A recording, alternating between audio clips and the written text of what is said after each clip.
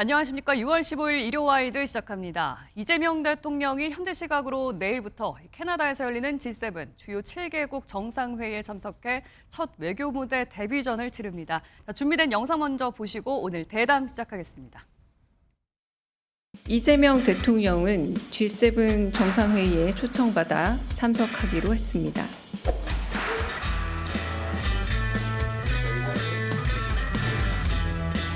해외 정상품 상황 관련해서 우리가 해야 될 일들도 좀 지정을 해주시면 거기에 잘 맞춰서 최선을 다하도록 하겠습니다.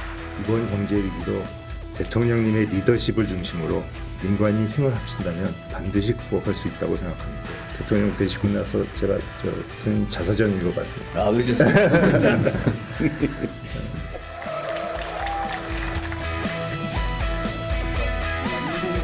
싸워서 이기는 건 중요하지만 싸우지 않고 이기는 게 더 중요하다. 그보다 더 중요한 게 있죠. 싸울 필요가 없는 상태를 만들고 평화를 만드는 것이 가장 확실한 방법입니다. 소음 피해를 해결할 수 있어서 정말 다행입니다. 정신병원 치료받으러 다니는 분도 계시다고 하던데요. 이제 앞으로는 그런 데 생기지 않도록 정부에서도 좀 더 신경 쓰고.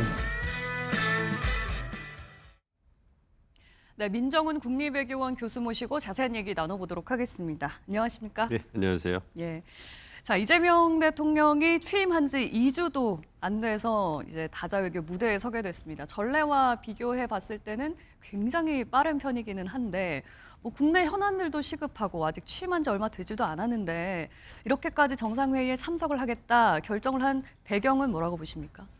아무래도 G7 정상회의가 갖고 있는 상징성이 워낙 크기 때문에 아닌가 생각을 하고 있어요. 세계 주요국, 서방 7개국이 모인 그러한 주요 협의체고 세계 현안에 대해서 논의하는 어떻게 보면 세계에서 가장 권위 있는, 힘 있는 그런 회의거든요. 그렇기 때문에 우리 정부가 의도하진 않았지만 취임 2주도 되지 않아서 G7 정상회의가 열리고 올해 의장국인 캐나다가 초청을 해줬기 때문에 그러한 부분을 고려본다면 아무래도 국내 정치적으로 지난 6개월간 우리 국내 정치 혼란스럽지 않았습니까? 그렇기 때문에 우리 국내적인 안정이 얼마나 회복되는가 이런 부분에 대해서 세계 주요국들도 관심을 두고 보고 있을 거기 때문에 그런 측면에서 이재명 대통령께서 G7 정상회의에 참석하셔가지고 코리아가 돌아왔다, 정상회의가 회복됐다 이 부분을 보여주시고 주요국 정상들과 신뢰를 회복하는 그런 토대를 마련하는 건 상당히 의미가 있기 때문에 이번에 참석을 결정한 것이다 이렇게 보고 있습니다.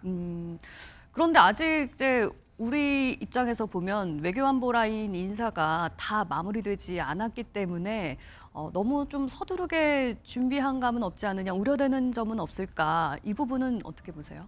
그렇습니다. 아무래도 현재 대통령실의 안보실의 인선이 제대로 구성되지 않았기 때문에 위성락 안보실장님께서 굉장히 바쁘실 거다 생각을 하고 있습니다만 지금 외교부 장관도 없는 상태잖아요. 그렇습니다만 어쨌든 차관이 임명됐고요. 1, 2차관이 임명이 됐고 그렇기 때문에 외교부를 중심으로 해서 실무진이 가동되고 있기 때문에 그런 측면에서는 그런 우려를 최소화시킬 수 있지 않을까 생각을 하고 있습니다. 그래서 어쨌든 말씀드린 것처럼 이번에 다자회의 계기이기도 하고요. 상견례의 자리이기 때문에 그런 측면에서 어떤 정상들 간의 어떤 신뢰를 돈독히 만들 수 있는 다자회의 차립사 의전 부분이라든지 그리고 그 다자회의 계기에 열리는 주요 약식 양자 정상회담을 준비하는 데 있어서 지금 외교부가 발빠르게 움직이고 있다 이렇게 보고 있습니다. 이재명 대통령이 G7 정상회의에 참석하기 전에 재계 총수들을 만났었잖아요. 그만큼 이제 지금이 경제 외교, 경제 문제를 다루기 굉장히 시급한 상황이다. 이런 판단에서였을까요, 그러면? 그렇습니다.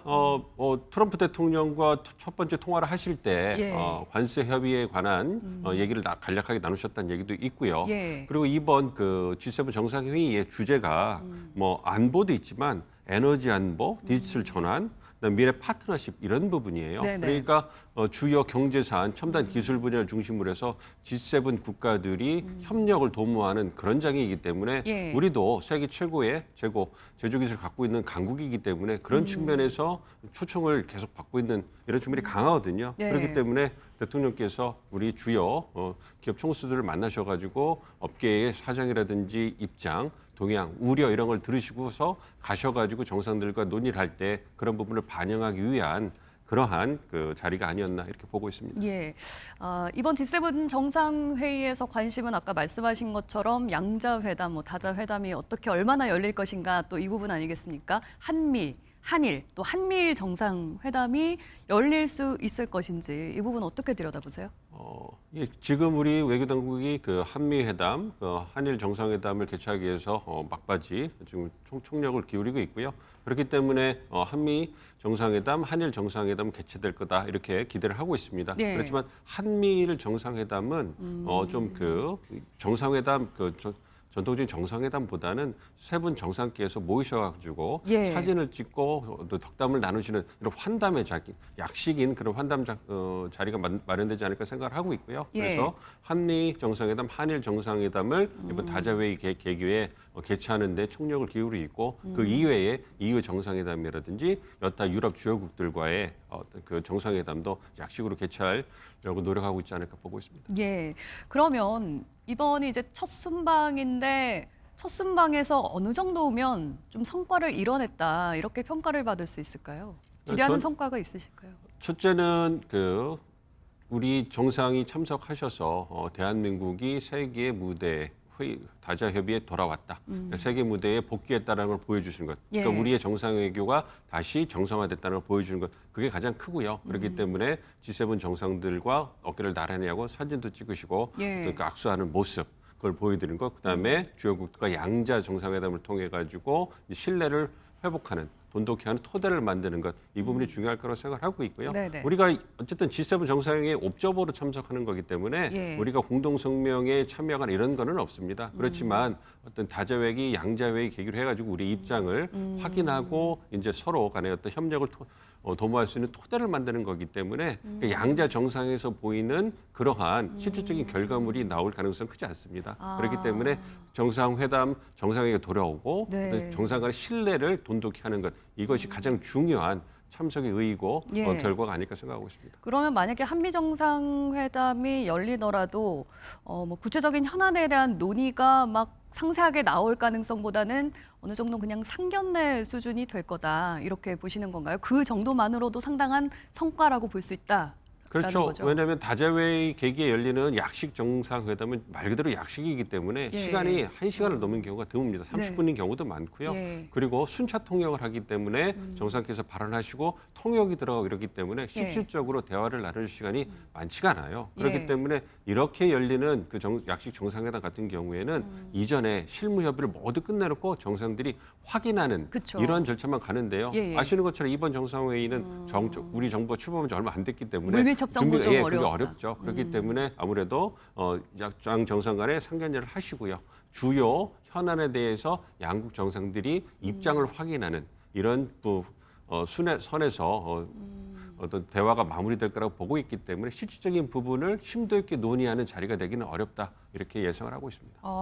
사실 이재명 대통령도 이 경제 외교 특히 통상 문제에 관련해서 굉장히 관심을 많이 가지고 계시고 있는 것 같고 미국과 지금 제일 관심 있는 분야가 이 관세 협상이잖아요. 그러면 이번 만약에 회담이 열린다고 해도 당장 뭐 관세 밀어주겠다, 뭐 이렇게 유예해주겠다 이런 얘기까지 나오기는 조금 어렵겠네요. 그렇게 하시면 안 되죠. 어떻게 본다면. 왜냐하면 우리 정부 입장에서는 다시 정부 출범했고 협상단의 교체가 좀 불가피하고요. 예. 그다음에 지난 정부에서 협상단이 어디까지 논의를 해왔는가를 확인하고 대응책을 좀 마련할 시간이 필요하지 않습니까? 그렇기 때문에 우리 정부 입장에서는 줄라이 패키지의 어떤 그 마감 시간이 다음 달 8일이란 말이에요. 예, 7월 8일이죠. 그렇죠. 그렇기 때문에 그런 부분에서 어떤 우리 미국 측의 양해를 구하고 보다 네. 확실한 대응책을 마련하는 게 필요하기 때문에 그런 측면에서 우리가 성실하게 협상에 임할 것이다. 네. 그럼에도 불구하고 우리 측의 입장이 있으니 좀 더 시간을 주고 우리가 심도 있게 토의를 하다. 그러나 적극적으로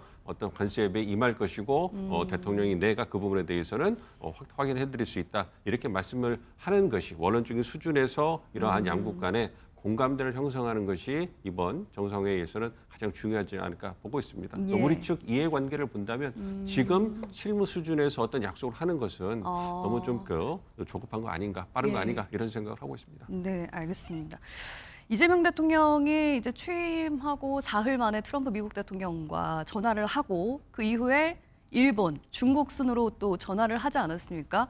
물론 뭐 통화 시간이나 뭐 언제 통화했느냐, 순서가 어떻게 되느냐 이게 뭐 굳이 그렇게 꼭 중요하진 않을 수도 있다라는 얘기가 있지만 그래도 이 통화 과정 순서에 대해서 또 이재명 정부의 외교 방향성 이런 것들을 또 가늠해 볼 수 있지 않을까라는 생각이 들거든요. 어떻게 보셨습니까? 그렇습니다. 뭐 진보 정권이 들어오면 한국이 미국과 중국 사이에서 어떠한 포지션을 하느냐 예. 이게 굉장히 주목을 받잖아요. 네네. 그러니까 이재명 정부 출범해서도 그 부분이 주목을 받는 것이고 그렇기 때문에 말씀해 주신 어느 정상과 먼저 통화하느냐 이게 예, 이제 예. 도마에 오르지 관심이죠. 않습니까? 관심이 되고 예. 있으니까 어쨌든 이재명 대통령께서 한국, 일본, 중국 그래서 예. 문재인 정부 때 한국, 중국, 일본 정상과 통화할 수 좀 바꾸셨잖아요. 예, 예.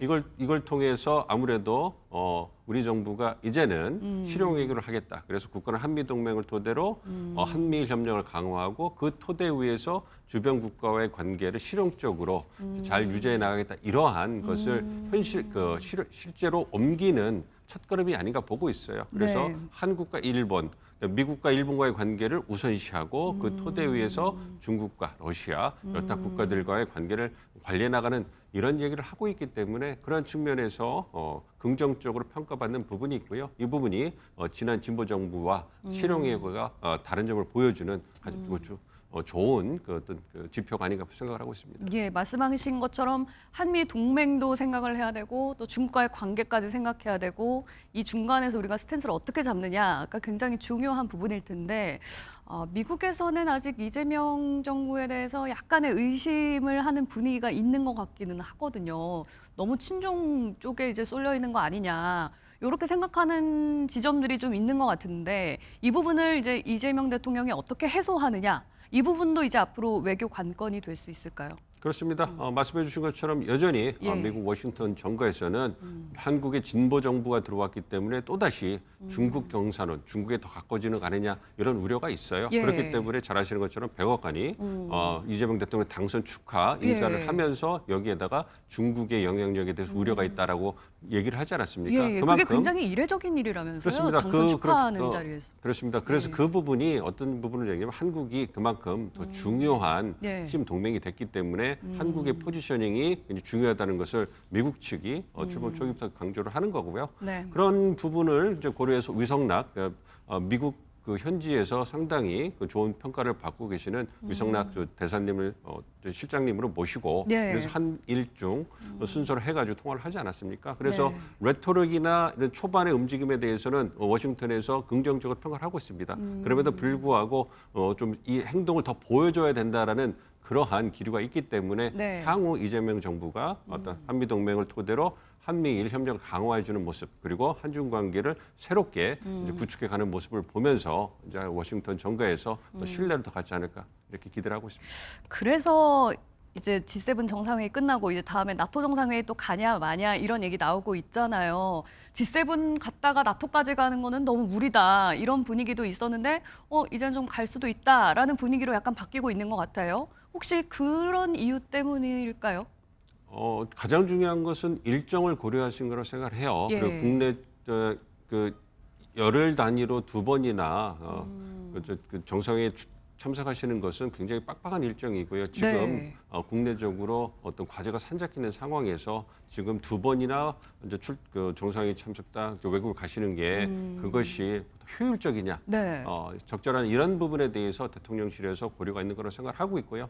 그럼에도 불구하고 말씀해 주신 것처럼 외교의 안정성, 연속성을 보여주는 것이 중요하지 않겠느냐. 예. 그리고 주요한 정상회의 계기가 있는데 예. 이걸 굳이 우리가 참석하지 않는 것이 득실을 따졌을 때 어느 부분이 더 큰가 이런 부분에 대해서 고민을 계속 하고 있는 걸로 알고 있습니다. 네. 그렇기 때문에 초반에는 G7 정상회의나 나토 정상회의 중에 하나만 가시지 않을까 이런 기류가 셌는데 네. 이제는 두 번 다 참석을 해가지고 우리 외교의 안정성과 연속성을 보여주는 것이 예. 더 중요하지 않냐 이런 부분으로 좀 기류가 움직이고 있는 것 같아요. 그럼에도 불구하고 최종 결정은 대통령실 대통령에서 하실 거기 때문에 그 부분에 대해서는 존중을 해야 된다 보고 있습니다. 그래도 참석하는 게 더 낫다고 보시나요? 혹시?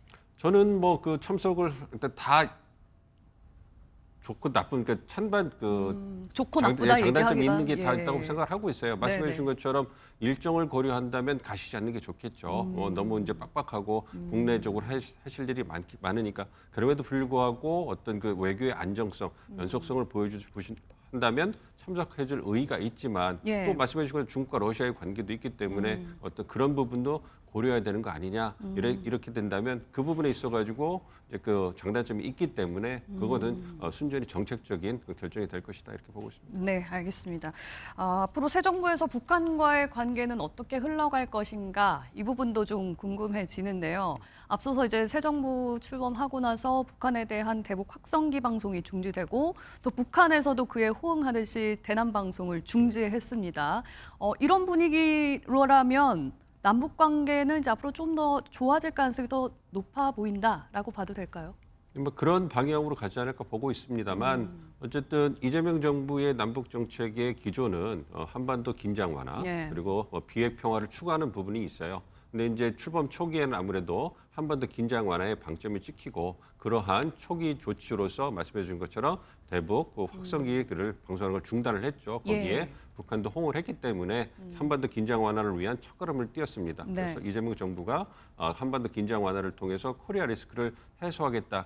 이 부분을 그 출범 초기에는 방점을 찍을 것 같고 네. 그 방향으로 나가고 있고 북한 입장에서도 대북 확성기가 갖고 있는 북한 사회 내의 어떤 영향을 고려했을 때 마다할 이유가 없거든요. 그런 부분을 호응했다고 생각을 하고 있습니다.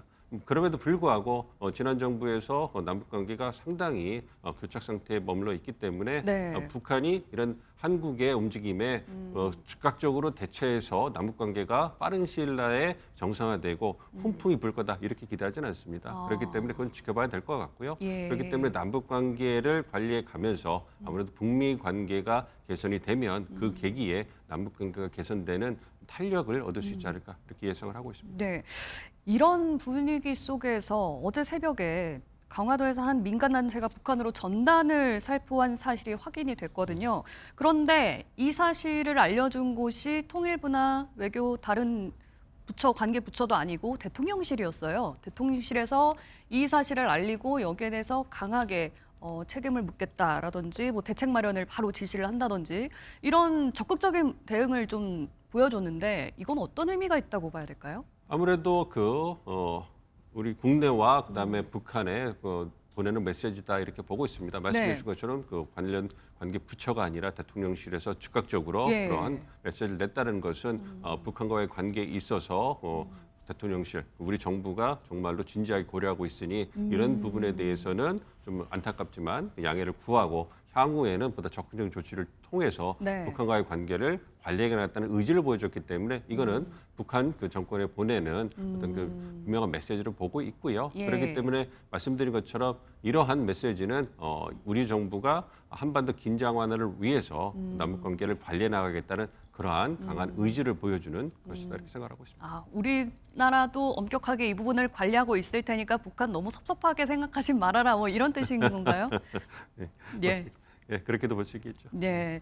마지막으로 요거 하나 여쭤보고 싶습니다. 오늘이 이제 6월 15일이거든요. 6.15 공동선언이 발표된 지 25년이 되는 날이더라고요.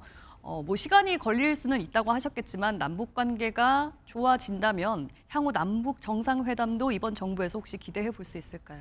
그거는 진행 상황에 따라서 기대해 볼 수 있을 것이고요. 네. 어쨌든 말씀해 주신 것처럼 6.15가 이제 그 어떤 기념식을 할 수 20년이 지났기 때문에 우리 정부에서 어떤 메시지를 내는가가 이제 주목을 받고 있습니다. 예. 그래서 말씀드린 것처럼 한반도 긴장 완화를 위해서 뭐 대북 확성기 방송을 중단한다든가 이와 더불어서 필요한 것이 남북 간의 소통을 재개하는 게 필요하거든요. 예. 그런 부분에서 이번에 어떤 6.15 정상회담 그 공동 기념식을 통해 가지고 뭐 어떠한 담화가 나온다면 그러한 부분에서 어떤 남북 간 소통을 재개하고 어떤 그 긴장 완화를 함께 노력하자 이런 부분에서 메시지가 나올 수 있기 때문에 네. 말씀드린 것처럼 남북 관계를 정상화하기 위한 토대를 만드는 작업을 예. 출범 초기에 하고 있는 거고요. 말씀드린 것처럼 남북 정상회담이 다시 개최되기까지는 수많은 예. 시간과 노력이 필요할 거기 때문에 그런 부분 지켜봐야 될 것 같습니다. 알겠습니다. 자, 오늘 말씀은 여기까지 듣겠습니다. 고맙습니다. 네.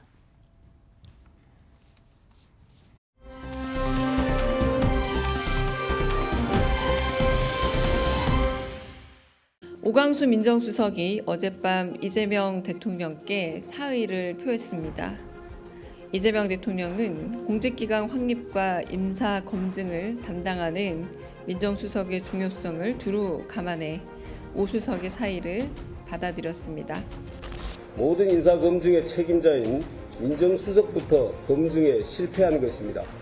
이재명 대통령은 인사 검증 실패와 안일한 대응에 대해 깊이 직접 사과하고 다시는 이런 일이 발생하지 않도록 국민들께 약속하기를 바랍니다. 이재명 정부는 인수위 없이 곧바로 출범해서 곧바로 인사들을 해야 되는 그런 정부입니다. 그렇죠. 네, 그런 시간적으로 매우 그 제한적인 그런 상황에서 능력 중심으로 사람들을 뽑다 보니 이런 문제가 발생한 것이 아닐까. 대선 중에 비서실 꾸린다는 것 자체가 오만한 것입니다. 네, 그런 한계가 있다는 점을 좀 이해해 주셨으면 좋겠습니다. 이어서 정치권 소식 김진욱 전 더불어민주당 대변인 최수영 시사평론가와 함께 자세히 짚어보겠습니다. 안녕하십니까? 자, 이재명 정부 인사가 이제 본격 검증대에 올랐습니다. 저희가 지난주에 사실 오광수 민정수석에 대한 인선 발표 얘기를 막 나눴었잖아요. 그런데 지금 일주일 사이에 임명된 지 한 닷새 만인가요? 네. 결국에는 이제 차명재산 의혹으로 낙마를 하게 됐거든요. 이재명 정부 들어서 이제 첫 낙마 사례가 됐습니다. 네, 그렇습니다. 어떻게 보셨습니까? 좀 안타까운 일이다 이렇게 일단 먼저 말씀을 좀 드려야 될 것 같고 예. 아무래도 인수위 없이 바로 대통령 선거가 끝나자마자 취임하시고 바로 인사를 하다 보니까 예. 뭔가 이 인사를 체계적으로 정비해서 할 수 있는 그런 상황이 조금 부족했던 부분도 좀 있었던 것 같고 그리고 지금 오광수 전 민정수석 같은 경우에는 본인이 이제 인사검증 과정 속에서 이 차명 재산 보유했었던 그런 부분들에 대해서는 이제 그 신고를 했다라고 하는데 이제 거기에서 머문 게 아니라 그 다음에 그 차명 재산에 의해서 또 차명으로 이 그 대출을 예. 받았던 그런 상황까지가 이제 나오면서 이건 좀 국민의 눈높이에 맞지 않는 거 아니냐. 그리고 모든 이 고위직 인사의 검증을 총괄하는 민정수석으로서는 좀 부족한 게 흠결이 너무 좀 있는 거 아니냐. 이제 이런 부분들이 제기가 되면서 네. 아무래도 이재명 대통령에게 큰 부담을 줄 수밖에 없는 상황이 되었고 예. 그런 상황에 대해서 본인 스스로가 책임을 느끼고 사퇴하는 것으로 이렇게 얘기했는데 바로 그 사퇴 의사를 밝히고 나서 이재명 대통령의 그 수용 의사가 바로 나왔어요. 그건 상당히 좀 이례적일 수도 있는데 아무래도 이재명 대통령께서 이번 그 오광수 전 민정수석의 인사와 관련해서 예. 이 많은 사람들에게 보여주고자 했던 메시지가 거기에도 담겨 있는 게 아닌가 이렇게 평가할 수 있을 것 같습니다. 예. 물론 이제 안타까운 네. 입장을 말씀하셨습니다만 인수위원회 없이 이제 출범을 하기 때문에 시간이 좀 부족한 측면도 있다라고 말씀하셨거든요. 이해합니다. 저도 뭐 다 같이 이제 청와대 근무 경험도 있고 사실 인수위를 거쳐서 가는 게 맞죠. 이 2달간 충분히 검증 거치고 그다음에 국정 철학 그다음에 본인의 어떤 청렴도 다 검증한 다음에 가는 게 맞는데 이해합니다. 예. 이해하고 그러면 빠르게 정리했던 것도 저는 그 잘한 것이라고 생각합니다. 왜냐하면 더 이걸 방치했다가는 이재명 정부의 도덕성의 흠결이 났기 때문에 하는데 전 하나 지적하지 않고 넘어갈 지적 꼭 드리고 싶고 넘어가야 되는 게 예. 그 민주당 내부의 의원들의 좀 반응들이 저는 제가 보기에 문제가 있어요. 이를테면 전현희 의원 같은 경우는 전 정부의 공직 말하자면 채용 시스템에 그렇게 하다 보니까 이런 일이 벌어졌다는 얘기를 했어요. 예, 윤석열 정부 때 이제 출범 인사검증 초기에 시스템이 검증 이렇게 인력이 워낙 부족하기 아니 때문에 그게 말이 되는 수밖에 얘기입니까? 없었다. 아니 이 정부의 자체적으로 짧은 시간에 세웠던 기준을 갖고 하다 보니까 좀 부실한 검증이 됐다 이렇게 얘기하면 될 일을 전 마치 정부 전 탓을 정부 한다. 탓을 돌리는 것은 예. 이것도 또한 이제 거의 이제 앞으로 이재명 정부가 조금이라도 무언가 잘못된 게 있다면 무조건 전 정부 탓 돌리겠다는 그런 신호로 읽혀져서 매우 부적절했다 말씀을 드리고 네. 저 이해를 합니다. 그리고 그나마 반응 속도가 빨랐다. 물론 이제 이 오광수 수석에 대해서 이제 이를테면 2종류의 의혹이었잖아요. 네. 하나는 부동산과 하나는 차명 대출이었는데 네. 부동산 같은 경우는 조금 애매한 지점이 있어서 만일 이 경우가 좀 여론이 괜찮았으면 아마 임명을 계속 해서 갔을 텐데 차명 대출 논란은 제가 보기에 잘못하면 이거는 그 본인의 어떤 그 말하자면은 그 사법적인 문제까지도 갈 수가 있던 사항이었기 때문에 아마 그래서 조속히 처리한 것으로 생각이 되고요. 어쨌든 예. 민정수석은 굉장히 중요한 자리 아닙니까? 물론 뭐 공직자 검증에 그다음에 뭐 그 공직자 사정에다가 더 중요한 거는 친인척 관리. 예. 그러니까 말하자면은 특별 관찰관이 임명되기 전까지는 친인척 관리까지 해야 된단 말이에요. 예. 그런 중차대한 자리였기 때문에 아무리 능력과 그다음에 아무리 저 충성도가 뛰어나더라도 예. 이재명 대통령이 강조한 청렴에 대해서는 굉장히 이 부분에 대해서는 이제 허들이 높았기 때문에 저는 낭만은 뭐 당연했던 걸로 생각하지만 또 이렇게 반응성이 빨랐던 것은 그나마 좀 다행이 아닌가 그런 생각이 듭니다. 아, 도덕성의 흠결로 이제 정권에 타격을 입은 건 이제 그렇죠. 어쩔 수가 없다라고 말씀하셨고, 사실 오 전 수석에 대해서 임명 전부터 좀 다른 이유로 여권에서도 반대 목소리가 많았었잖아요. 그렇습니다. 검찰 개혁을 제대로 할 수 있겠느냐, 특수통 출신인데 이 부분으로 좀 반대 목소리가 있었습니다만 이재명 대통령이 이제 계속 임명을 진행을 했고. 사실상 이번에 뭐 개인적인 비위로 표면적으로 물러나게 됐지만 사실상 이 검찰개혁 문제가 더 컸던 건 아니냐 이런 얘기도 그거는 있는데요. 좀 다른 문제인 것 같아요. 지금 그 오광수 전 민정수석이 이 검찰을 오랫동안 재직했었고 특히 재직 기간 대부분을 특수통으로 있었기 때문에 윤석열 전 대통령과의 어떤 관계라든지 또 이 검찰 개혁을 제대로 해낼 수 있는 적임자냐라는 부분에 있어서의 당내에서의 약간의 우려 이런 예. 부분들은 있었던 것인데 그 우려와 지금 결과적으로 오광수 전 민정수석의 어떤 낙마 사유는 전혀 관계가 없는 부분이었다라는 것이고요. 오광수 전 민정수석을 약간의 흠결이 있음에도 불구하고 국민 눈높이 본인이 또 부끄럽다, 송구하다라고 얘기했음에도 불구하고 예. 임명을 진행할 수밖에 없었던 것은 아무래도 이재명 대통령의 검찰 개혁, 사법 개혁 이 부분에 대한 이 오광수 전 민정수석의 이해도, 국정 철학의 이해도 이런 부분들은 상당히 높았다라고 보는 것이고 네. 그 과정들을 궁극적으로 완성시키는 것은 입법적 과제이기 때문에 그 민주당이 주도적으로 처리하는 과정 속에서 대통령의 뜻과 또 민주당의 이런 그 사이의 가교 역할을 예. 잘할 수 있겠는가 하는 부분이 오광수 전 민정수석에 대한 이재명 대통령의 신임이 예. 거기에 이제 있었던 것인데 이제 그 낙마하게 된 사유가 결국은 이 고위공직자들이 가장 중요한 게 재산을 취득하는 과정이라든지 예. 그다음에 그 부분을 그 재산 신고를 정확하게 해서 국민들께 그 과정들을 충분하게 설명하고 소명할 수 있어야 하는데 예. 이 부분이 좀 부족했다라는 것이고 거기에 더해서 이게 그 대통령실이 초기에 파악하고 있던 내용보다 또 다른 내용들이 좀 나왔다라는 거. 그래서 지금 이제 이 문제는 이런 것 같습니다.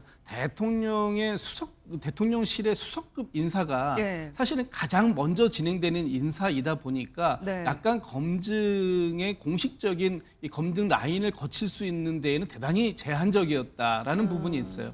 본인이 써내는 것들을 사실은 좀 충분한 시간을 가지고 예. 검증하는 과정을 거쳐야 되는데 이게 선거가 4월 4일 날 확정이 됐잖아요. 네네. 그로부터 60일 이내에 선거를 치러야 되는 상황이고 또 선거에서 저희가 이 과정이 조금 유리하게 대통령의 당선 가능성이 높게 나온다고 하지만 네. 그렇다고 해서 인사를 미리 계획하고 검증을 시작할 수 있는 상황은 아니었다. 그러다 보니까 출발과 동시에 개문발차할 수밖에 없는 그런 상황 이런 것들이 전체적으로 이번 그 오광수 전 민정수석의 낙마로 이어졌는데 네. 이걸 이제 반면교사 삼아야 될 필요가 분명히 있다고 보이고요. 네. 그리고 지금 이제 법무부로 넘어갔던 이 인사 검증 기능이 다시 이 대통령실의 민정수석실로 넘어온 거 아니겠습니까? 네. 그렇다면 이제부터 국민의 눈높이를 정말 맞춰가야 된다라는 것 때문에 오광수 전 민정수석의 사의 표명도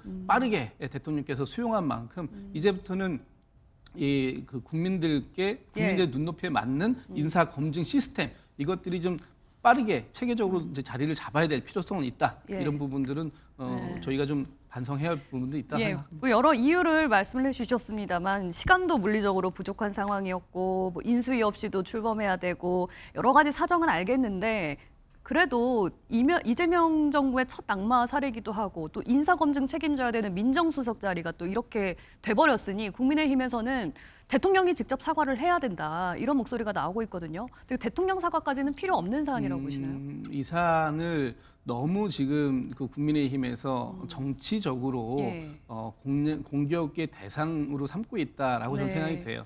지금 좀 전에 최수영 평론가께서도 말씀을 주셨듯이 예. 지금 이런 상황들에 대해서 특히 인수위도 없이 취임하자마자 바로 비서실장 또 이 대통령실의 수석급을 지명해야 되는 이 상황 속에서 검증이 좀 부족했다 하는 부분에 대해서는 저희가 인정하고 네. 그래서 또 바로 빠르게 사의 표명에 대해서 수용한 거 아니겠습니까? 예. 그런데 지금 이 과정을 놓고 이제 첫 번째 인사 사실상의 첫 번째 인사고 첫 번째 낙마자가 나왔다고 해서 바로 대통령께서 사과를 해야 된다라고 얘기하면 앞으로 모든 인사 과정 속에서 그 어떤 약간의 이런 국민의 눈높이와 다른 부분이 있으면 대통령이 무조건 다 나서서 사과를 해야 되느냐? 사실 저는 그건 아닌 것 같고요. 조금 더 중요한 직책에 대통령이 실질적인 인사 검증 시스템을 완성하지 못한 상황에서 예. 한다면 그런 부분에 대해서는 얼마든지 부족하다는 부분에 대해서 비판적인 말씀을 야당이 주실 수 있다. 예. 그러나 지금은 이제 막 시작한 정부에서 그 준비 과정들이 좀 부족한 부분 이런 부분들은 좀 이해를 구할 필요가 있고 또 이해를 해주실 필요도 있다. 저는 그렇게 생각합니다. 그러니까 이게 이번에서 끝나야지 또 이런 일이 일어나면 안 되잖아요. 그런데 걱정되는 점은 인사검증 챙겨야 할 민정수석 자리가 지금 공석이기 그렇죠. 때문에 혹시나 네. 다른 인사에도 또 검증에 차질이 생기는 거 아니냐 이런 우려도 있거든요. 그러다 보니까 예. 사실 지금 이한주 국정기획위원장의 부동산 문제라든가 그다음에 지금 김민석 총리 후보자의 그런 문제들이 예. 지금 그러니까 오히려 이 문제를 제기하는 게 그 내부가 아니라 그 진보 진영에 있는 그런 매체들이 먼저 거꾸로 문제를 제기하고 보도를 합니다. 그러니까 이제 이걸 지금 야권이 받는 형식인데 그러다 예. 보니까 컨트롤 타워가 사실 그 말씀하신 것처럼 법무부 인사검증단에서 하는 걸 다 갖고 왔잖아요. 네네. 그럼 민정수석이 사실상의 이제 컨트롤 타워라는 얘기인데 예. 아직도 하마평에 오르는 사람들이 별로 없는 걸로 봐서는 지금 이 부분은 그냥 말하자면 실무선에서만 이렇게 조율되는 것처럼 비치고 예. 아니면은 강훈식 지금 실장 정도가 이걸 지금 컨트롤하고 있다고 봐야 되겠죠. 그러니까 누군가는 책임을 져야, 그러니까 책임자가 있어야 되는 상황이라 그러면 민정수석이 지금 없기 때문에 예. 그럼 민정수석 역할을 지금 저는 제가 보기에 대통령 비서실장이 하고 있다고 봐요. 그러니까 굉장히 경무적 그리고 맞지도 않고 물론 대통령 비서실장이 대통령실 내 인사위원장이긴 해요. 그렇지만 예. 검증 특히나 이제 뭐 상징적인 인사들 그러니까 지금 뭐 입각할 사람들이라든가 예. 그다음에 아까 총리 후보자 이런 분들에 대한 검증 얘기는 또 다른 차원의 문제인데 하나도 지금 진척되고 있는 게 없고 오히려 예. 지금 총리 후보자도 뭐 내가 여론에 밝힐 것이다 또 뭐 혹은 이거 정치 검찰이 날 이렇게 한 거란 식으로 자꾸 얘기하는데 예. 검증이란 건 그렇게 허술한 게 아니죠. 그렇게 뭐 변명과 자기 핑계로 그 통과될 수 있는 검증이란 검증이 아닌 거죠. 물론 이제 예. 청문 절차가 남아 있다는 것 때문에 좀 더 들여다봐야겠지만 어쨌든 지금 이재명 정부의 고민도 거기 있는 것 같아요.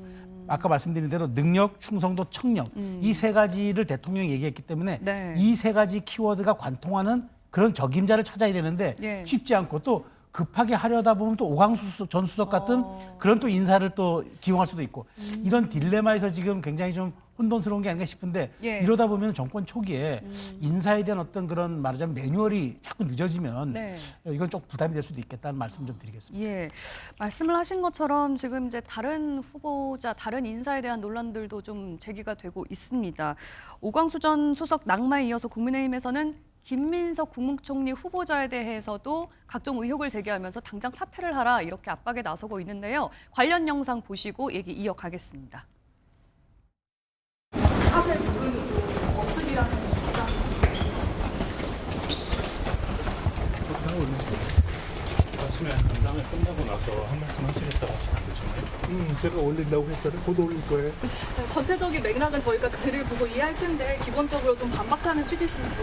보시면 압니다. 좀 요약해서 한 말씀이라도 좀 안 될까요? 제가 곧 국민들 전체께서 보실 수 있도록 알려드릴 거예요. 오늘 올리시고 일요일에 올리시는 그 두 가지 글을 보시면 국민께서 가지시는 의혹들이 다 말끔히 해소될 거라고 생각을 하시나요? 그렇게 보고 있습니다. 예, 김민석 후보자에 대해서도 여러 가지 의혹들이 제기가 되고 있습니다. 뭐 개인 채무 문제라든지, 뭐 재산 증식 문제라든지, 아빠 찬스 논란까지. 이런 의혹들 때문에 국민의힘에서는 지금 당장 사퇴해야 된다라는 얘기까지 나오거든요. 지금 그 제기되는 의혹들의 또 상당 부분은 김민석 후보자가 많이 또 그 해명을 좀 했습니다. 충분한 설명이 됐다고 아주 보시나요? 충분한 설명이라고 느끼시지 뭐 느끼시는 분들도 계실 거고 좀 부족하다, 여전히 부족하다라고 느끼시는 분들도 계실 텐데 어쨌든 김민석 후보자가 오늘도 또 다른 이제 그 정리된 그 내용들을 공개하겠다 이렇게 이제 했고 예. 그리고 결과적으로 김민석 후보자에게 제기되고 있는 어떤 금전적인 부분, 채무관계 이런 부분에 대해서는 이 재산 신고를 기준으로 하는 때와 이번에 그 지금 인사청문회를 준비하는 과정에서 이미 변제가 이루어진 부분도 있다라는 얘기들도 나오고 있어요. 네. 그래서 그 부분에 대해서는 인사청문회를 통해서 구체적으로 설명하면 될 것 같고요. 특히 이제 그 부분 중에 왜 하루에 여러 차례 여러 명에게 쪼개서 받았느냐라는 부분들도 지금 문제를 삼고 있는데 네. 그 돈의 용처를 세무와 관련된 납부하기 위한 세금을 납부하기 위한 목적이다 이런 식으로 이제 얘기를 한 부분이 있기 때문에 그런 네. 부분들이야 정확하게 납부 내역이나 이런 걸 보면 확인이 되는 거 아니겠습니까? 그래서 뭐 김민석 후보에게 제기되어 있는 게 지금 한 3가지 정도 되는 것 같아요. 예, 예. 첫 번째는 그 채무 개인 간의 채무 문제, 예. 두 번째는 김민석 그 후보의 아들, 예. 아들과 관련해서 그 김민석 후보의 아들이 고등학교 때 동아리 활동을 했던 내용을 김민석 후보가 입법 발의를 한 부분이 있는데 그것이 결국 김민석 후보자의 아들에 대한 스펙 쌓아주기가 아니냐라는 예. 부분이 있는 것이고 네. 마지막으로 김민석 후보자가 재산 관련해서 재산 어떻게- 형성하는 과정이 예. 지금 좀 투명하지 않다 이런 부분인 것 같아요. 예, 예. 그런데 김민석 후보자가 오랫동안 이 정치권을 떠나 있었던 사실상의 낭인 생활을 좀 했고 그 이후에 이제 2020년도에 21대 국회의원에 다시 복귀하면서부터 예.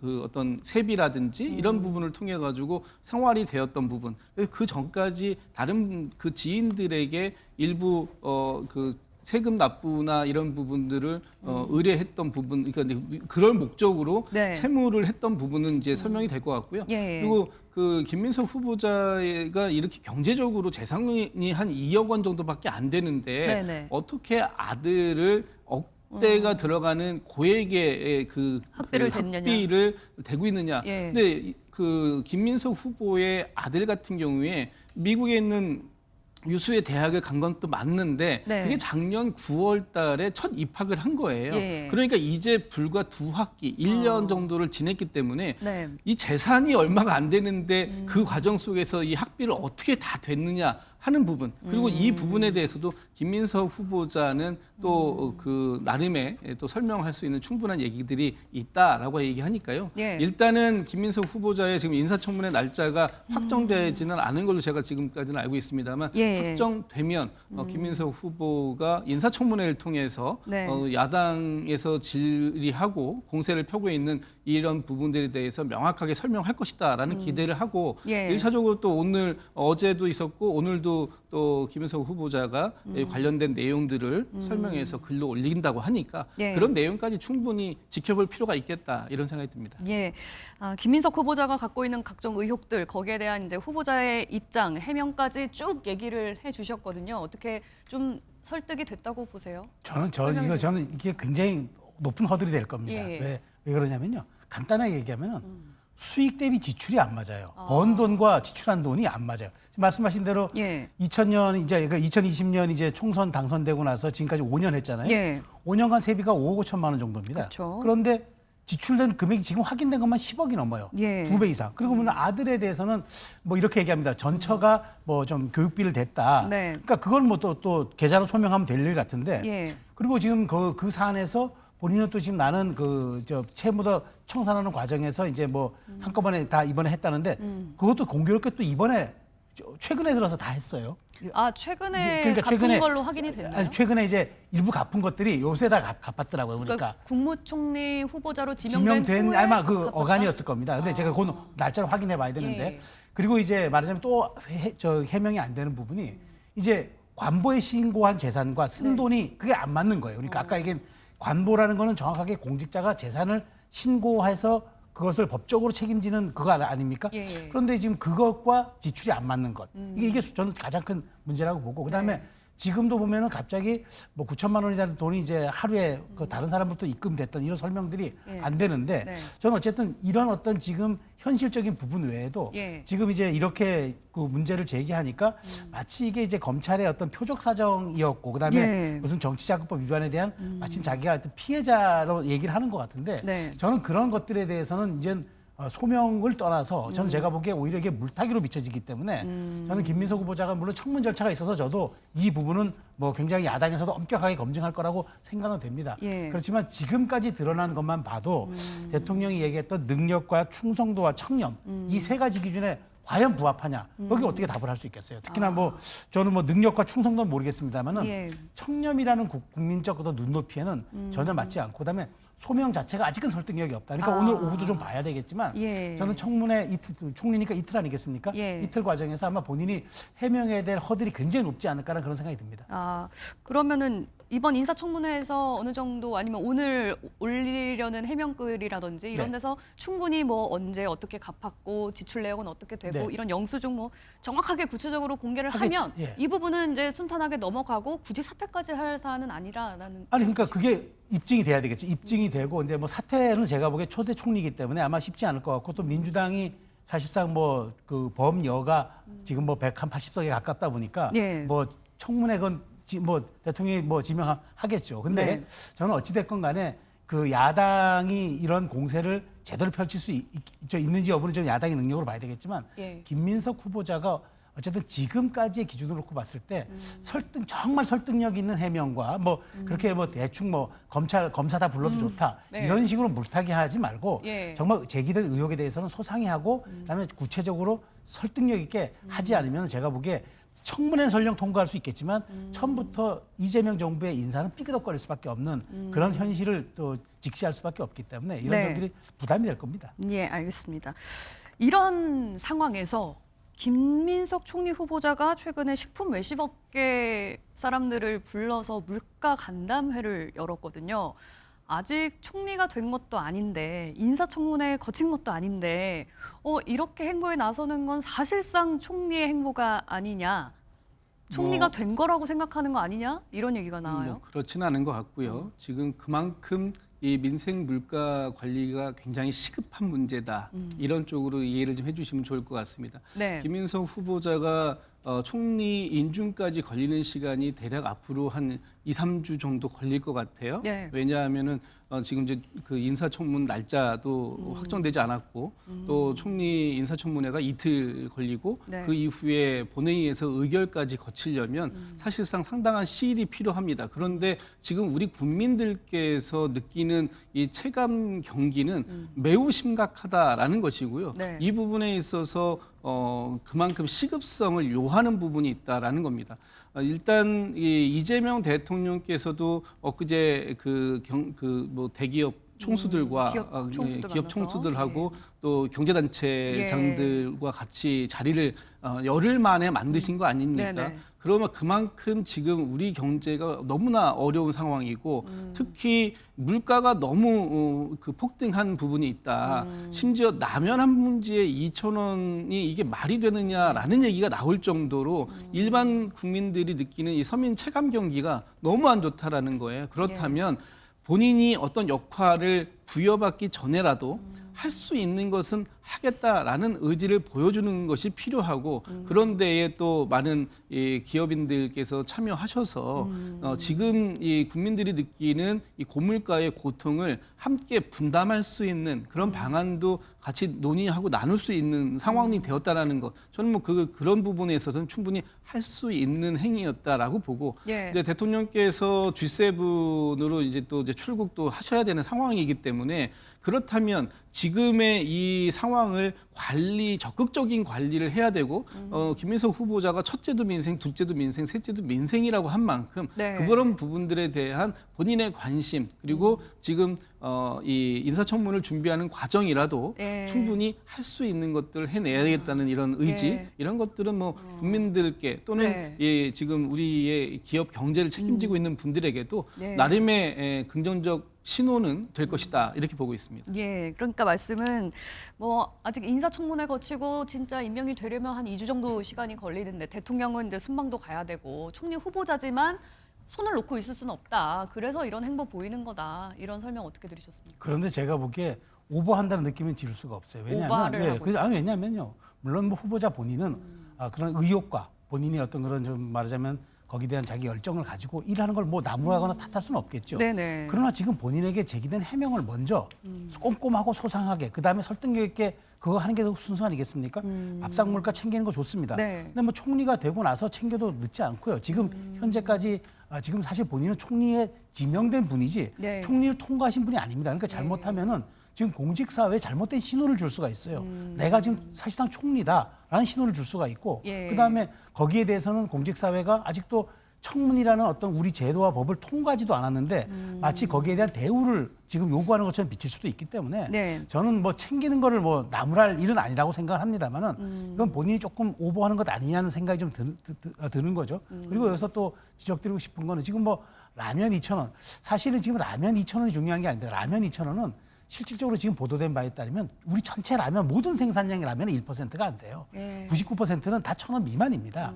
그런데 마치 이제 대통령께서 이제 이걸 강조를 하니까 네. 마치 이게 민생 물가의 지표나 키워드처럼 본인이 받아서 챙기는 것처럼 이렇게 하는데 네.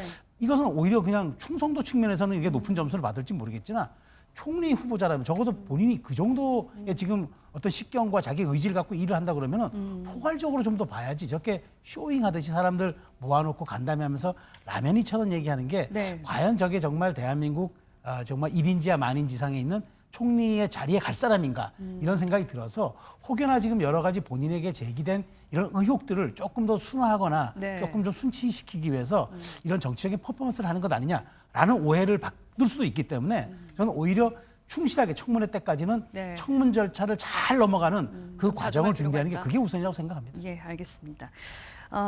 다음 주제로 좀 넘어가 보도록 하겠습니다. 이재명 대통령이 윤석열 전 대통령과 김건희 여사를 둘러싼 의혹을 규명하기 위한 탐대 특검을 전격 임명을 했습니다. 관련 영상 보시고 얘기 이어가겠습니다. 수사에 대해서 정치 보복이라는 용어는 자체에 없는 걸로 알고 있습니다. 고발장이 접수되면은 수사에 단서가 있으면 수사를 지금 우리 윤석열 중앙지검장이나 조은석 서울 고검장 이하 현재의 검찰도 또 현재의 그 살아있는 권력의 외압이나 또는 어떤 정치적 간섭에 굴복해갖고 저희들이 잘못하면 국민이 용서하지 않는다는 생각으로 사회적으로 논란이 많이 된 것으로 알고 있습니다. 그런 만큼 객관적으로 좀 사건을 바라봐야 되지 않을까 싶습니다. 다른 특검보다는 좀 쉬울 거라고 봅니다. 뭐 이미 누가 진실을 갖다가 은폐하는지는 다 나와 있는 거니까. 예, 김진욱 대변인님, 그동안에 이제 특검이 임명되기까지 뭐 과거에 이제 김건희 특검이라든지 최혜병 특검이라든지 이런 거는 이제 지난 정부에서 올라갔다가 거부권 때문에 또 내려갔다가 다시 올라갔다 이런 거 계속 반복했었잖아요. 네, 그렇습니다. 이재명 정부 들어서 정말 속전속결로 그야말로 진행이 되고 있는 것 같습니다. 이 부분은 이재명 대통령께서 후보 시절에 국민들께 공약했던 것이고 국민들께서도 지금 내란 특검, 김건희 특검, 최혜병 특검에 대해서는 아주 오랫동안 빠르게 진실을 규명해 달라라는 요청들이 많았던 사안입니다. 특히 네. 김건희 특검 같은 경우에는 국민의힘이 또 윤석열 전 대통령이 4번이나 거부권을 행사했던 법안 아닙니까? 네. 최혜병 특검 다음 달이면 이제 그 최혜병 사망 2주기가 돌아오고 있습니다. 그런데 그 기간 동안 과연 700에 8080 이 전화번호가 누가 썼던 전화번호인지 이 기초적인 그 질문조차도 네. 답을 찾아내지 못하고 있는 이런 상황이라면 네. 당연히 특검을 통해서 이 국민들이 기대하고 있는 그런 진상은 규명되어야 되는 것이고요. 예. 또 진상 규명이 끝나고 나면은 그 사건들에 대해서 책임 있는 사람들에 대한 책임에 대한 합당한 처벌 이건 당연히 필요한 부분 아닙니까? 네. 이런 것들이 그동안 법치주의를 전면에 내세웠던 윤석열 정부에서 네. 하나도 이루어지지 않고 오히려 윤석열 전 대통령의 비호가 있었던 거 아니냐라고까지 그 의심받을 정도로 네. 또 국민의힘은 거기에 또 그 같이 동참했다라는 비판이 나올 정도로 이 부분에 대해서 국민들의 눈높이와 너무나 다른 그런 행보를 보여왔던 것인데 예. 이것이 이제 내란을 좀 빠르게 종식하겠다라고 하는 이재명 대통령의 지난 대선 과정에서의 공약 여기에 이 부분은 포함됐던 것이고요. 네. 그리고 이 세 개의 특검에 대해서는 이미 이재명 대통령이 당선되기 이전에 국회의 본회의를 다 통과되어 있었던 상황 아닙니까? 예. 그래서 다시 거부권 돼가지고 또 돌아온 것들도 있고 했는데 이것이 이제 이재명 대통령, 이재명 정부의 1호 법안으로 3개의 법안이 올라오면서 네. 많은 국민들께서 빠르게 이 부분에 대한 진상 규명해달라라는 네. 요구가 있었고 이것에 대해서 또 민주당 또 조국혁신당이 각각 그 1명씩 해서 3명씩 6명의 특검 후보자를 추천했고 그 추천이 있은 바로 당일날 밤늦은 시간에 이재명 대통령이 특검을 지명함으로써 이제 빠르게 진상 규명을 할 수 있는 첫걸음을 확실히 내딛었다 이렇게 평가할 수 있을 것 같습니다. 예, 특검 후보자 추천한 지 불과 8시간 만에 이제 네. 임명을 하고 그것도 한밤중에 밤 11시 넘어서 이제 대통령이 특검 임명할 정도로 그만큼 지금 시급한 상황이었다. 이렇게 설명해 주셨거든요. 글쎄요. 근데 이제 대통령의 이제 그 일종의 모든 행위는 시그널입니다. 네. 신호고 메시지입니다. 예. 근데 원래 그래서 우리가 뭐 대통령 해외 순방 중에 결재했다. 그러면 굉장히 그게 위급성하고 말하자면 이제 사안의 중대성을 갖는다고 보는 거잖아요. 근데 이제 특검 추천된 지가 얼마 안 된 시간이었는데 밤 11시, 12시 사이에 결재를 했단 말이죠. 두 가지 의미가 있다고 봅니다. 그러니까 네. 하나는 대통령의 어쨌든 이 강력한 지지층에 의해서 이게 요구되는 법안인 만큼 네. 내가 빠르게 반응해 주겠다라는 그런 생각이 하나 있는 것 같고요. 예. 또 하나는 이걸 빨리 처리하고 빨리 이제 특검 전국으로 넘기고 예. 대통령은 뭐 순방 준비라니까 그쪽으로 약간 방향성을 좀 틀기 위해서 그렇게 예. 저는 시급하게 두 가지 목적이 다 있었다고 봅니다. 저는 이제 정무적으로는 아마 그런 두 가지 의도가 있었다고 보고요. 예. 근데 좀 아쉬운 점이 이겁니다. 여기에 대해서 이제 그 대통령께서 이제 사인을 하면서 물론 이제 국회에서 온 법안이긴 하지만 국민 통합과 그다음에 민생 경제에 크게 지장이 없는 범위내에서 빠르고 정확하게 수사 결과를 냈으면 좋겠다 정도의 부연적 메시지를 냈으면 좋았을 이유가 왜 그러냐면요. 예. 이 세 분 다 더불어민주당과 조국혁신당이 추천한 분들이잖아요. 예. 이른바 수사의 주체가 될 수 있는 진영에서 추천한 분들이잖아요. 과거에 특검에서 폐기됐던 법안은 대법원장이 추천하는 이른바 제3자 추천 법안인데 그게 이제 지난 정부에서 거부권 때문에 사라지고 나니까 이렇게 했는데 더 강력하게 세진 법안이 온 거죠. 근데 네. 대통령께서 여기서 결재를 하면서 아무런 얘기하지 않고 그냥 이제 둔 것은 전 제가 보기에 그나마 특검의 중립성과 객관성 그다음에 이제 수사를 조금 국민 통합에 져야 되지 않게 본질만 파헤치는 그러니까 네. 정확하게 외과 수술식으로 한 번만 도려내는 정밀 타격식의 그렇게 수사를 하면서 우리 국민의 민생과 통합 이런 점은 좀 감안했으면 좋겠다. 이 정도만 좀 얘기했어도 좋았을 텐데 예. 특검에 대해서 그렇게 좀 편향성 문제가 제기되는데도 불구하고 이렇게 가는 게 조금 아쉽다는 생각이 들고요. 예. 어쨌든 이런 만큼 전 특검들이요. 가장 중요한 게 특검보 선정입니다. 왜냐하면 네. 특검보가 모든 수사 공소유지, 수사 지휘, 그다음에 공보 관리까지 하는 중차대한 건데 이 세 분들이 아무래도 그러니까 여당과 여당 진영에서 추천한 그런 분들이기 때문에 예. 특검보만큼은 수사 능력도 갖추고 그다음에 좀 가치 중립적이고 그다음에 예. 조금 뭐랄까 이런 부분에 대해서 결과가 났을 때 국민들이 사후동의할 수 있는 그런 정도의 능력과 인품을 갖춘 적임자를 찾아서 예. 특검보를 좀 구성하는 게 좋겠다는 제언의 말씀을 드립니다. 그러니까 말씀은 지금 특검에 이제 국민의힘은 추천해서 좀 배제가 됐고 민주당과 조국혁신당에서 추천한 사람들만 올라갔잖아요. 거기에다가 또 특검 임명된 사람들의 정치적 편향성 논란도 지금 막 제기를 하고 있는 상황이기 때문에 과연 공정하고 중립적이고 객관적인 특검 수사가 가능하겠느냐 이런 의심들이 국민의힘 쪽에서 나오고 있어요. 지금 일단 먼저 두 가지를 좀 짚고 가야 될 부분이 있는 것 같은데요. 이 특검이 왜 국민의힘에서의 추천권이 배제되었는가? 내란 특검, 김건희 특검, 그리고 최혜병 특검 이 세 개의 특검에 윤석열 전 대통령과 관련된 직접적이거나 간접적으로 포함되어 있는 부분이 이 세 개의 특검에 다 들어 있습니다. 그렇기 때문에 윤석열 전 대통령이 소속되어 있거나 소속됐거나 소속된 적이 있는 정당에서 특검을 추천한다라는 것은 제 식구 감싸기를 할 가능성이 매우 높다라는 측면에서 일단 배제가 된 거예요. 그리고 또 한 가지는 국민의힘은 지금 이 특검 선정에 대해서 저는 말할 자격이 없다고 생각합니다. 이 특검이 이렇게 강력해지고 신속하게 된 데에는 국민의힘이 스스로 초래한 측면이 훨씬 더 크다라고 보는 거죠. 일단 윤석열 정권 내에서 이 사건들에 대해서 수사가 빠르게 진행이 됐다면 정상적인 수사가 진행이 됐다면 아마도 특검의 요구는 국민들께서 이렇게 강력하게 하지 않으실 것 같고요. 그리고 김건희 특검이라든지 최혜병 특검 같은 경우에 이미 저희가 몇 차례의 특검법을 발의하고 거부권이 그 윤석열 전 대통령에 의해서 거부권이 행사되었을 때 저희가 모든 것을 양보할 수 있으니 국민의힘에서 특검법을 그럼 제시해봐라.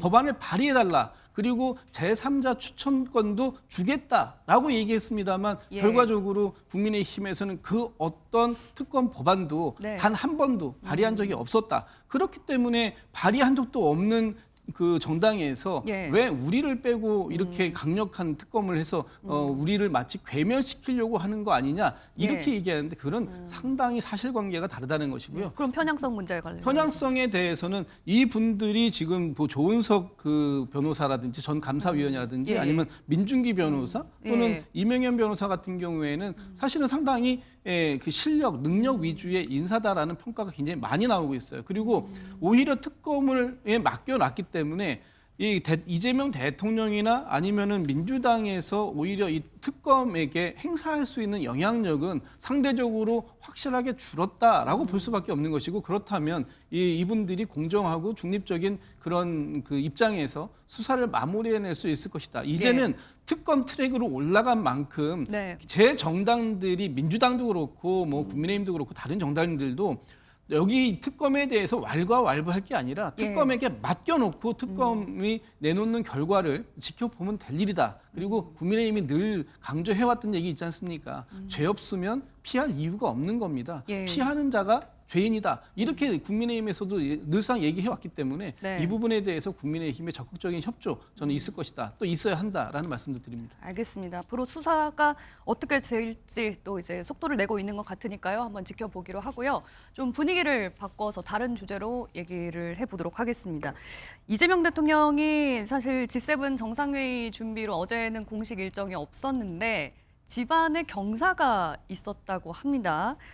바로 이재명 대통령의 장남 결혼식이 있었다고 하는데요. 물론 비공개로 진행이 되기는 했습니다만 현직 대통령 자녀의 결혼식이다 보니까 관심이 좀 집중될 수밖에 없었을 것 같아요. 제가 기억에 노무현 전 대통령 같은 경우는 당선인 시절에 아마 자녀 결혼을 했을 겁니다. 그래서 그때 이제 굉장히 화제를 모았었는데 뭐 이재명 대통령은 이제 당선되자마자 사실 열흘 이제 많은 이렇게 아들의 결혼식을 갔다 보니까 아마 굉장히 그럴 거예요. 아마 대통령 신분이 아니었다 그러면 조금 더 성대하고 화려하게 했을 수도 있었을 텐데 분위기는 지금이 더 좋았겠죠. 그렇죠. 그런데 이제 지금 대통령 신분이다 보니까 여러 가지 하객에 대한 대상들, 그다음에 결혼의 규모, 그다음에 그 어떤 예식 장소 이 모든 것들이 다 신경 쓰일 수밖에 없었던 거겠죠. 그러니까 아마 비공개를 했던 것 같은데 어찌됐건 저는 뭐 그 경사스러운 일이죠. 대통령이 당선되고 또 이게 사실 뭐 대통령이 당선되기 전에 통상 우리가 결혼 날짜들은 6개월 전에 잡는 걸로 생각한다 그러면 6개월, 1년 걸리죠. 그러니까 이제 뭐 지금 당장 잡히진 않아 그렇죠. 잡은 건 생각 아니고 못하고만 잡은 것 같은 그런 생각이 듭니다. 그래서 네. 어쨌든 이제 굉장히 축하할 일인데 저는 그렇습니다. 우리가 이제 그 과정에서 대통령 선거 과정에서 예. 자녀들 문제에 대해서 우리가 저 야당들이라든가 언론들이 엄격하게 이렇게 검증의 잣대를 들이대는 것은 이제 이렇게 성인된 자녀들이 결혼하고 그러면은 사실 우리 정치 역사를 쭉 보더라도 장성한 자녀들이 아버지의 그 이제 그 정치에 네. 국정 개입의 의혹을 많이 남긴 사례들이 김대중 전 대통령, 김영삼 전 대통령 많잖아요. 예. 그러다 보니까 이제 그렇게 문제를 제기하고 검증을 이제 까다롭게 한 건데 예. 어쨌든 이렇게 그 임기 초반에 이렇게 출범한 만큼 더더군다나 저는 그래서 특별감찰관제 같은 걸 빨리 부활시켜서 이제 이렇게 친인척 관리까지도 해야 하는 그런 시급한 상황에 온 사례도 이제 하나의 방증이 돼버렸기 때문에 예. 신경을 썼으면 좋겠다는 말씀드리겠습니다. 알겠습니다.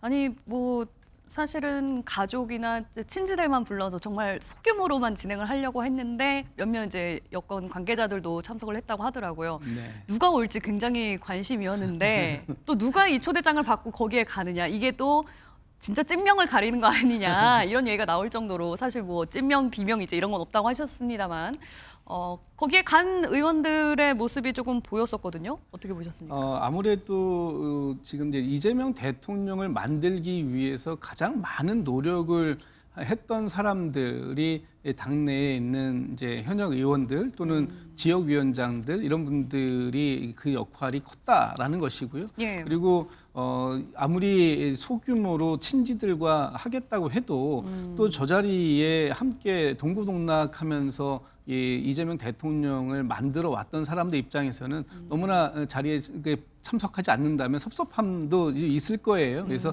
아마 그런 여러 가지 사안들을 감안해서 네. 이제 그 몇몇 현역 의원들, 그다음에 지역위원장들 뭐 이렇게 해서 일가 지인들 했는데 저는 예. 어제 본 중에 지금 좀 전에 영상에 나왔습니다만 이재명 대통령이 소년공으로 시절에 있었을 때 같이 함께 일했던 그 지금 자료 영상에 나오시는 분들인데 예. 이분들을 초대했다라는 건 굉장히 의미가 있는 게 아닌가. 본인이 어려웠던 시절에 지금의 이렇게 나름의 성공, 한 일국의 대통령이 되는 과정들 속에서 네. 이분들을 잊지 않고 있다라고 하는 말씀을 전하고 싶었던 게 아닌가. 그래서 아마 이제 친구분들이라고 이제 표현해야 될까요? 동료, 옛 동료들에게도 예. 함께 이 기쁨을 나누고자 했던 그런 의미가 있는 자리여서 네. 어제 뭐 많은 분들이 참석은 못하셨지만 저도 못했습니다. 혹시 못 가신 분들 괜히 머쓱해지지 않을까 싶은 그래서 생각도 드는데요. 몇 분들은 그래서 또 가셨으니까. 아마 대통령께서 예. 그 일일이 다 마음은 다 모두를 초대하고 싶었겠지만 예.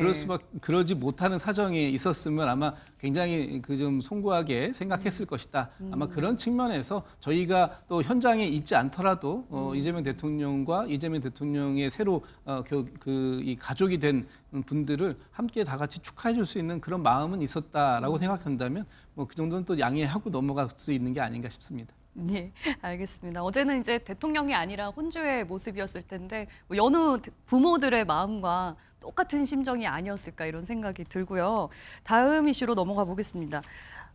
이화영 전 경기도 평화부지사 이제 쌍방울 불법 대북 송금 사건으로 징역형이 확정이 됐는데 지금 사면을 해달라고 공개적으로 요청을 해서 국민의힘에서 굉장히 쓴소리가 많이 나오고 있어요. 그러니까 뭐 정권 교체 혹은 정권을 획득했다는 게 본인의 사명과 연동되는 사안입니까? 그건 국민의 법질서에 법상식에 맞지 않잖아요. 네. 모든 국민은 법 앞에 평등하다인데 저는 그러니까 자꾸 이게 이렇게 들리는 거예요. 나 이제 빼줘야 하는 것 아니야? 이렇게 들리는 겁니다. 그러니까 본인이 여기에 대해서 지금 재판이 이건 사실 진행 중인 사안이고 예. 지금 이제 아직 이게 대법원 확정 판결이 나지 않은 건데, 그러니까 이화영 부지사가 지금 나 있는 거고 나머지 분들은 아직까지 이재명 대통령 같은 경우에는 지금 여기에 대해서 재판이 아직 진행 중인 사안이잖아요. 그런데 마치 이제 여기에 대해서 그 본인이 이제 난 모든 게 끝났으니까 사면시켜달라 이 얘기는 저는 그 사실상 어찌 보면은 네. 국민들이 굉장히 오해할 수 있는 사안이죠. 마치 정권 획득과 본인의 사면을 네. 그 어떤 동일시한다는 그러다 보면은 이 부분은 마치 이제 이재명 대통령 시대에 나는 무죄다라는 걸로 들릴 수 있기 때문에 저는 매우 부적절한 그 발언이고요. 또 예. 설령 여권에서는 이 부분을 좀 잘 방어해야 될 것 같습니다. 왜냐하면 이거 이렇게 놔두면은 네. 사실상 마치 이화영 부지사가 협박하는 것처럼 비춰지는데 내가 그동안 진실을 불지 않고 있었던 것은 이날 때문이었다라고 오해할 수 있지 않겠습니까? 이런 측면들은 제가 보기에 굉장히 좀 사실 국민들이 좀 어안이 벙벙할 그런 발언 같습니다. 왜 이 시기에 이화영 전 부지사는 사면을 요구했을까요? 뭐 이화영 부지사가 직접 요구했는지 아니면 이화영 부지사의 가족이라든지 주위의 분들이 요구하신 건지는 잘 모르겠습니다만 본인이 이제 청원글 같이 올리지 않았나요? 네, 이재명 대통령에게 사면권이 있는 건 맞죠. 대통령이 갖고 있는 고유의 권한이기 때문에 뭐 이화영 전 부지사 같은 경우에는 본인이 정말 이 무도한 정치 검찰로부터 상당히 억압된 상태에서 강압적인 수사를 받았고 예. 그 결과가 지금 본인에게 7년 8개월이라는 대법원에서의 확정 판결로 나왔다라고 생각할 수는 있어요. 예. 근데 저는 뭐 결과적으로 보면 대통령께서 잘 판단하실 문제이지만 이 부분은 좀 나눠서 생각해야 될 부분이 있다. 이제 이화영 전 부지사가 지금 대법원의 확정 판결을 받은 건 단순하게 대북 송금 부분만 있는 것은 아니거든요. 예. 또 거기에는 이 뇌물 및 정치자금법에 대한 위반 부분도 많이 들어 있고 개인의 그런 부분들은 또 개인의 비위와 관련된 부분도 있는 거예요. 그래서 예. 지금 이 부분을 앞으로 어떻게 처리해 나갈지 지금 이제 이재명 대통령, 이재명 정부가 출범한 지 불과 한 열흘 남짓 되고 있는 이 상황 속에서 예. 마치 청구서를 내밀듯이 하는 이런 모습은 뭐 당연히 국민의힘이나 거기 보수 진영에서는 비판적인 시각을 가질 수밖에 없고 네. 또 이 민주당 내에서도 이 부분에 대해서 우리가 판단해볼 필요가 여러 가지로 좀 종합적으로 검토해볼 필요가 있는 부분이 있다라고 생각하시는 분들도 많이 있을 것 같아요. 예. 그리고 시기적으로도 그렇고 대통령께서 뭐 1년에 사면권을 행사를 갖다가 보통 한 두세 번 하지 않습니까? 예. 뭐 8.15 특사라든지 뭐 8.15 크리스마스도 광복절 특사, 크리스마스, 뭐 3.1절 이렇게 좀 큰 이슈가 있을 때 예. 국민 통합 차원에서 뭐 이런 이유를 가지고 이제 네. 하시는데 네. 과연 지금이 그런 얘기를 논할 때인가라는 부분에 있어서 일단 당내에서 이 부분에 대한 논의는 전혀 나온 적이 없는 걸로 제가 알고 있고 예. 또 앞으로도 그 당분간 이 얘기가 나올 수 있는 상황은 아니지 않을까라는 쪽으로 저는 개인적으로 판단을 합니다만 예. 어쨌든 모든 사면권과 관련된 부분에 있어서는 대통령이 판단하시는 것이지만 예. 대통령께서도 이 국민들의 눈높이 또 여러 가지 뭐 이 정치권 전반에 대한 뭐 통합 이런 네. 것까지 다 감안하실 것이다. 예, 그렇게 봅니다. 알겠습니다.